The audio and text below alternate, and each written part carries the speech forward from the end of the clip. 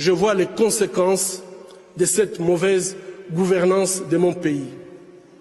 Bébés, filles, jeunes femmes, mères, grand-mères, et aussi les hommes et les garçons violés de façon cruelle, souvent en public, en collectif, en insérant du plastique brûlant ou en introduisant des objets contondants dans leurs parties génitales. Je vous épargne des détails.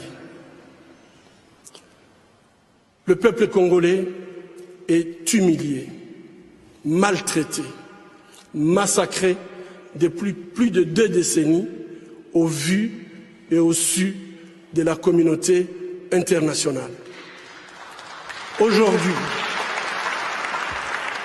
Aujourd'hui, grâce aux nouvelles technologies d'information et de la communication, plus personne ne peut dire « je ne savais pas ».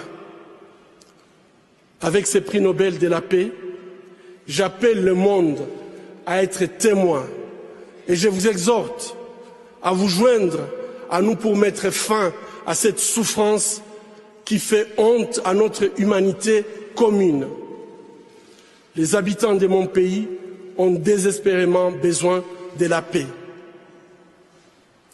Mais comment construire la paix sur des fausses communes?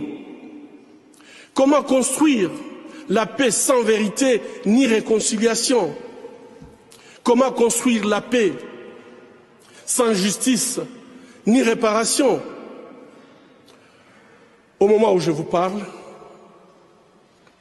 un rapport est en train de moisir dans les tiroirs d'un bureau à New York.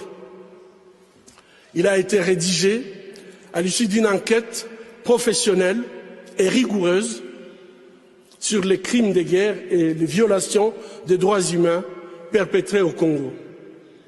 Cette enquête nomme explicitement des victimes, des lieux, des dates, mais élude les auteurs. Ces rapports du projet Mapping, établi par le Haut Commissariat des Nations Unies aux droits humains, décrit pas moins de 617 crimes de guerre et crimes contre l'humanité, et peut-être même des crimes de génocide. Qu'attend le monde pour qu'il soit pris en compte?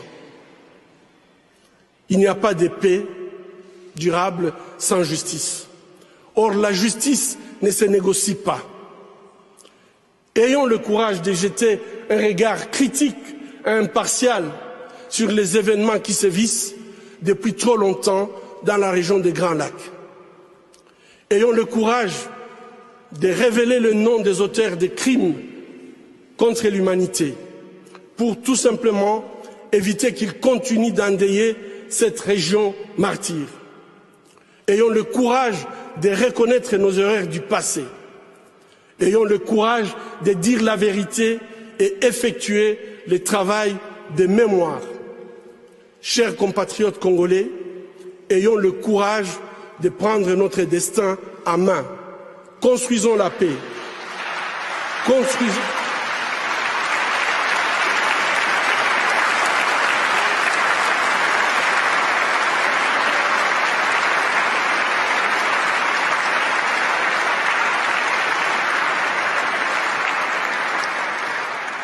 Construisons la paix, construisons l'avenir de notre pays.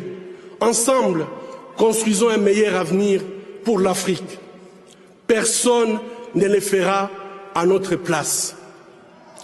Mesdames et messieurs, amis de la paix, le tableau que je vous ai brossé offre une réalité sinistre. Mais permettez-moi de vous raconter l'histoire de Sarah. Sarah nous a été transférée à l'hôpital de Panzi dans un état critique.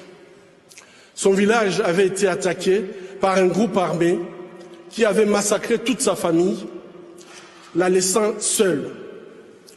Prise en otage, elle a été emmenée en forêt, attachée à un arbre, nue. Tous les jours, Sarah subissait des viols collectifs jusqu'à ce qu'elle perde connaissance.